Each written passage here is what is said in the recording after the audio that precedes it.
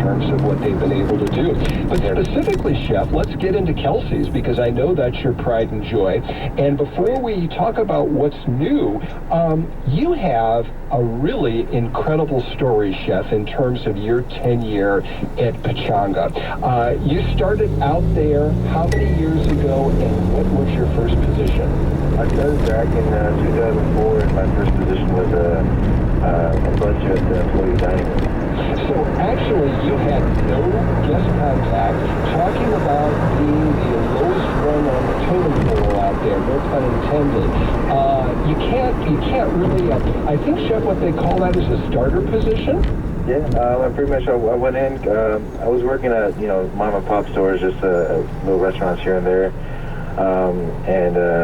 I started, my last job was at a sushi restaurant, and that place kind of went down a little bit, so I was looking for another job. And I went to Pechanga's job fair, and I just got hired as a butcher, and then worked my way up from there. They hired for a line cook position, and then for the dining room, I stepped up and went for that position. And then after that, it took off from there. I went to Pasadena Italian restaurant, cooked there for about 3 years, and then moved over to the steakhouse. I was a cook over there for 2.5 years, and then this was just so our audience knows, this was as a line cook at the Great Oak Steakhouse, which is the high-end restaurant at Pechanga, and consistently rated in the Inland Empire is one of the finest steakhouses there. So, that certainly, working in that particular outlet, that had to put a smile on your face. Oh, definitely. I was very lucky to get that position. I mean, I was super ecstatic as soon as they told me that I got the position. I was just, very excited. And then after that, 3 more years after, I became a sous chef at the Great Oak Steakhouse. And after that, now I landed a job here at Kelsey's. Now, I understand the process at Kelsey's, Chef. There was kind of like an audition process. People put their names in. It was winnowed down. And then I imagine you had to cook for the food and beverage executives and probably give them your vision of how you wanted to change the menu. Am I warm? That's correct. Yeah, I went up against about five chefs that went for the position. And luckily, thank God I was able to went out and get the promotion. So. Well, you're being very modest, but I understand you were up against some pretty senior chefs. So obviously, your food and beverage management there, we're very pleased with what you cooked and what you had to say. So again, congratulations. It's in terms of getting where you got in that period of time, and of course we should let our audience know you also went to culinary school while you were working full-time at Pechanga. So obviously, Chef, as they say, you're highly motivated. Yes, definitely. Especially it's just the food. The food is what drives me. Just to see the smile on people's faces when they take that first bite is what makes me want to cook a lot more. Now there you go. Now, Chef Brunel, the one item that carried over from the old Kelsey's menu, you were known for having really good pizzas, and there's a wood-fired oven. But from there, you took the menu in a lot of other different directions. Give us the highlights, because I know it's something you're particularly proud of, and of course, I got to taste. So I can endorse all of this. Yeah, so we went a different route instead of the sports bar after the renovation. We took on a smoker, actually. So we started doing high-end barbecue meats. And also we started doing a little bit of gourmet burgers as well.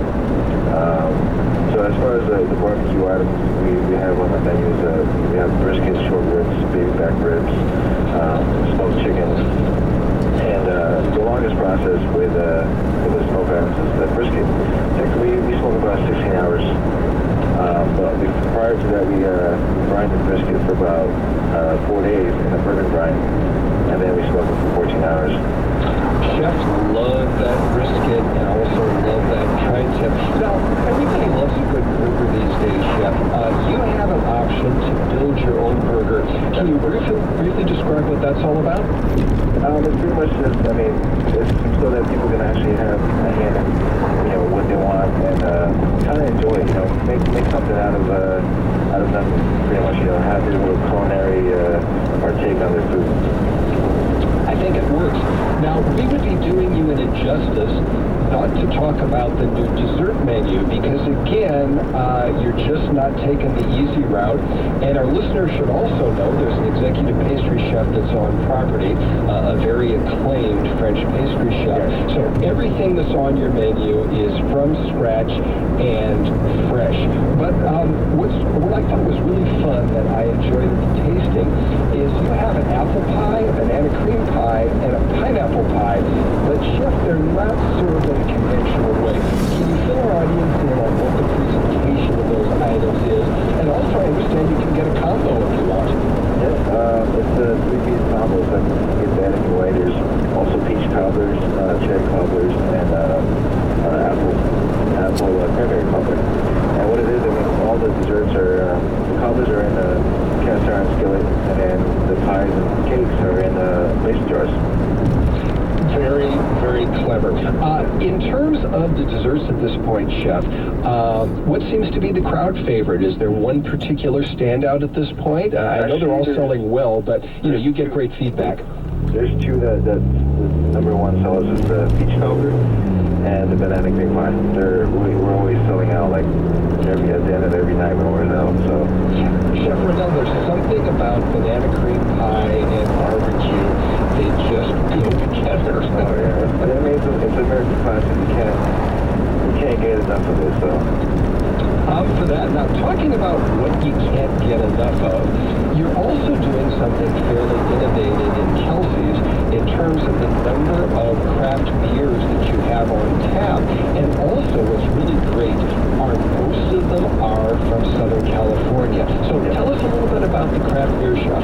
So I mean, we try to cater, we try to help out, our local breweries and stuff. And we have 48 beers on tap.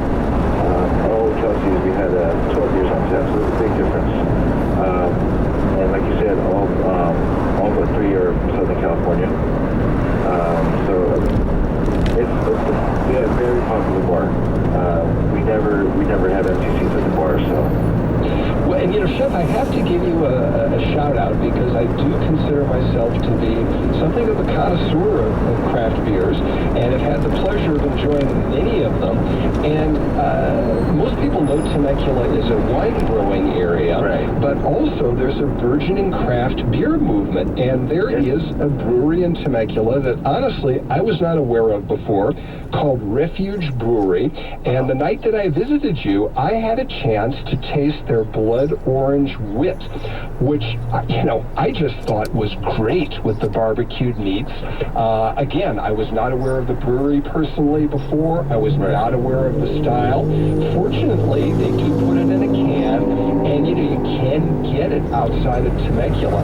But it's a new favorite of mine, and at some point we need to have these Refuge people on the air because I understand, like many things, the blood orange wit was a happy accident for them.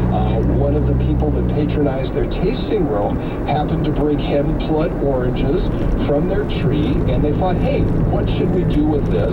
And of course, any good brewmaster immediately is thinking of possibilities, and I do believe that Refuge Brewery Blood Orange Wit is now their best-selling beer. So you gotta love that story.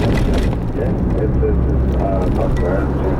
Now, Chef, in closing, Kelsey's before the renovation was closed on certain days. You're now open 7 days a week? Actually, before we were actually open 7 days a week too. We closed down for 4 months, and then after that, we opened up back in October, and we've been running full force 7 days a week. And Chef, this weekend will continue. And for our listeners, I invite you the next time you're down in Pechanga, pop into Kelsey's and say hello to Chef Riddell Capakia. Chef, it's been great catching up with you. I really enjoyed meeting you out at Kelsey's. And I look forward to tasting more of that delicious barbecue in the new year. Thank you. I appreciate it. Chef, you're more than welcome. You're listening to SoCal Restaurant Show. We're taking a short time out. When we return, it's a quick look back at 2015 and a long look ahead in 2016 with our official guest host, Chef Andrew Gruel. We're proudly presented to you each and every week by Melissa's World Variety Produce and West Coast Prime Meats.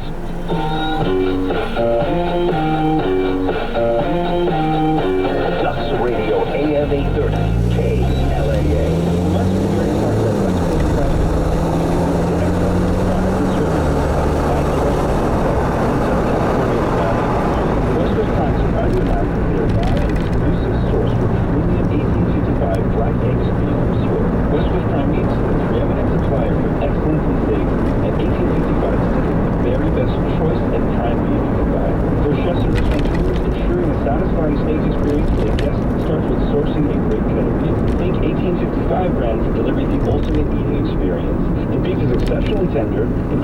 juicy, and overflowing with memorable beef flavor. West Coast Prime Meats is also your source for Greater Omaha beef, Superior lamb, Duroc pork, and Mary's chicken and other quality brands. For chefs and restaurateurs, please contact West Coast Prime Meats for a tasting.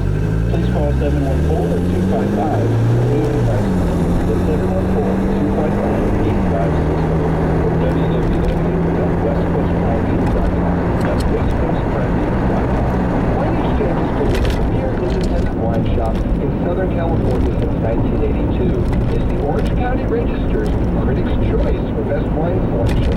Wine Exchange is your one-stop shop for wines to drink, wines to gift, and wines to cellar from $10 to $10,000 a bottle. Wine Exchange's daily misses with incredible